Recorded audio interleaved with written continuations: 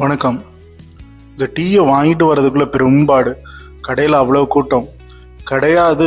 கும்பல் கும்பலாக மக்கள் எல்லாம் அங்கே தான் வந்து உட்காந்துருக்காங்க.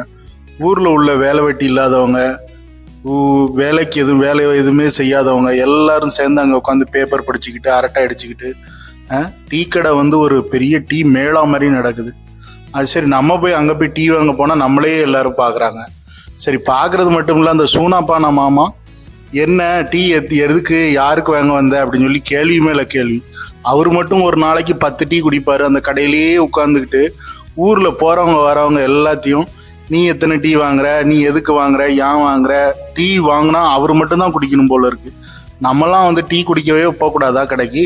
கடை பக்கம் போக முடியல, இவங்க தொல்லை தாங்க முடியல. இப்படிப்பட்டவங்களெல்லாம் நாட்டில் வச்சிருந்து என்னதான் பண்ணுறாங்க? இந்த டீ கடையெல்லாம் முதல்ல ஒழிக்கணும். அப்படி ஒழிக்கணும்னு மொத்தமாக எப்படி சொல்கிறது, அவங்கள விரட்டணும். யார் யாரெல்லாம் போய் டீ குடிக்கிறதுக்காண்டி போனாங்கன்னா டீயை குடித்தோமா வீட்டுக்கு போனோமான்னு இருக்கணும். கிட்டத்தட்ட 1.5 மணி நேரம் 2 மணி நேரம் அதிலேயே கிடந்துக்கிட்டு ஊரில் போகிறவங்க வரவங்க எல்லாத்தையும் பார்த்துக்கிட்டு கேலி பண்ணிக்கிட்டு கிண்டல் பண்ணிக்கிட்டு இதெல்லாம் ஒரு பொழப்பு இவங்களுக்கு. சரி, பார்க்கலாம். நம்ம டீயை குடிச்சாச்சு. ஓகே, சப்ஸ்கிரைப் பண்ணுங்கள்.